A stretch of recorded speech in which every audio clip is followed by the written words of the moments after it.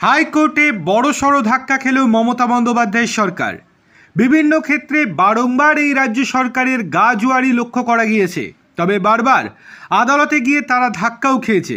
কিন্তু বিনা কারণে একবার নির্বাচন হয়ে যাওয়ার পরেও কেন আবার নির্বাচন করাতে চাইছে রাজ্যের সমবায় কমিশন, তা নিয়ে সংশয় ছিল আদালতেরও।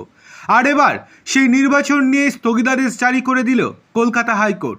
জানা গিয়েছে, গত ফেব্রুয়ারি মাসের 14 তারিখ সিঙ্গুরের পাহালামপুর সমবায় কৃষি উন্নয়ন সমিতির নির্বাচন হয়।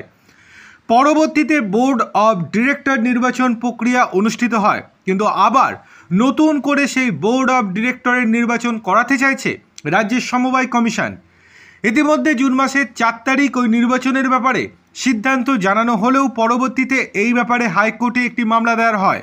আর এবার হাইকোর্টে সেই ব্যাপারে বড়সড় ধাক্কা খেল রাজ্যের সমবায় কমিশন। বস্তুত গোটা বিষয়ে আদালতের পক্ষ থেকেও বেশ কিছু প্রশ্ন তোলা হয়েছে।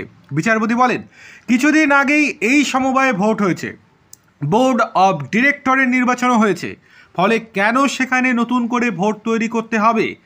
কি এমন পরিস্থিতি হয়েছে যার জন্য এই সিদ্ধান্ত নিয়েছে রাজ্য সমবায় কমিশন?